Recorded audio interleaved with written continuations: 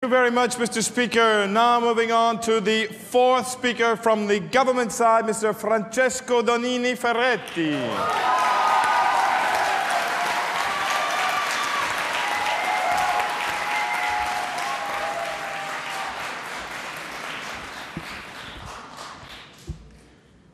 Mr. Chairman, lovely belle girl, Madame le Ministre, Your Excellencies, Monsieur le Directeur Général, Madame la Directrice, distinguished and revered members of the jury, unheeding members of the opposition,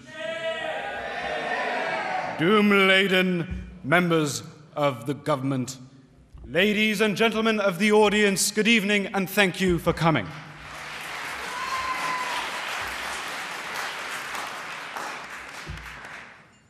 I am the third horseman of the apocalypse. I am famine, hunger, starvation. Much like the one you, sir, are feeling right now, pining for those delicious canapes waiting for you outside. Well, however hungry you are, sir, know that the truly famished are the passionate.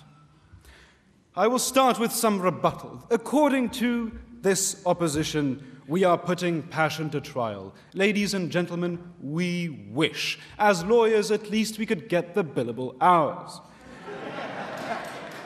They say it is ridiculous to put a bullet to trial. They say that the reason someone dies is because of the person pulling the trigger.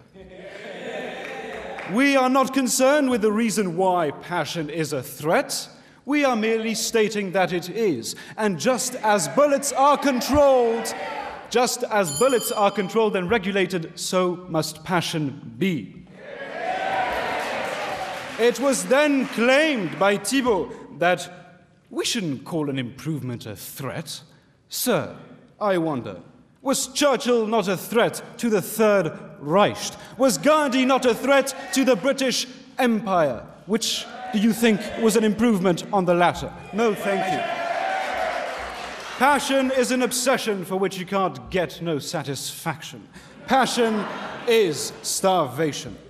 And riding amongst you, ladies and gentlemen, I have seen that this famine is a threat to society, whether it is felt by the common man or by the leader of a community. Yes, sir. How does this apply to artists? An artist who spends all of his life passionate about art and stays within his room doesn't reproduce, doesn't do anything, doesn't sell his paintings, and therefore is worthless. Point of information. Point of information. No, thank you. Men, ladies and gentlemen, are unfortunately inherently selfish, and therefore firstly passionate about themselves and not the arts. Ladies and gentlemen, passions are the seed of greed. Greed for money, greed for power. In 2008, I smelt famine in New York, no thank you, and as I galloped, I witnessed in horror the collapse of Lehman Brothers, those who were deemed too big to fail. Did you witness it, sir? Let me give you an image. While dogs make loving pets, mad dogs are a threat to society. But you seem to be concentrating on the mad element, aren't you? We see passion. Passion is, by definition, according to the dictionary, an uncontrollable emotion. Therefore, maybe not all madnesses are passions, but all passions are madnesses. On that point, sir. No, thank you. When Lehman Brothers fell, you pointed your fingers to the greed of bankers, to their uncontrollable devotion to the dollar. Ladies and gentlemen, you pointed your fingers at their passion. It was their passion for money which led them to be so short-sighted. It was their passion which threatened not only capitalism, but entire societies. Now, I wish this were the first time I had seen such lust for luxury, but trust my old age. It is truly the most common passion.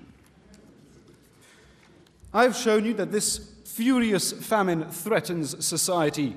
Ladies and gentlemen, when passion overtakes a leader, it can quite literally beget famine. Indeed, Those who are passionate for power will not hesitate, lest they be regulated, to bend entire societies to their will until they finally snap. Now, I've been around, ladies and gentlemen, and back in 1966 I saw Mao Zedong and his passion for power. It was that passion that launched the Cultural Revolution, under which 1 million people were killed and millions more left to starve. Likewise, Lenin voluntarily created a famine in order to keep riots at bay. And they call him the nice one, ladies and gentlemen. James Allen once said, "As a fire consumes a building, so are men consumed by the flames of passion." Ladies and gentlemen, esteemed members of the jury, the passionate are indeed consumed by their passions and willing to consume anything in their path if their passion so demands. They consume by conflict, as Darius stated. They destroy by depravity, as Matthias presented. They violate by voracity, as I have asserted. So whilst you sit, basking in the beauty of this chamber, remember, ladies and gentlemen, remember that this institution enacts laws for the very purpose of containing the passions of men. Remember that this institution is a tribute to the threats that passions pose to society. Take heed of our warning, ladies and gentlemen. Subdue your passions, lest they subdue you. Adopt this motion.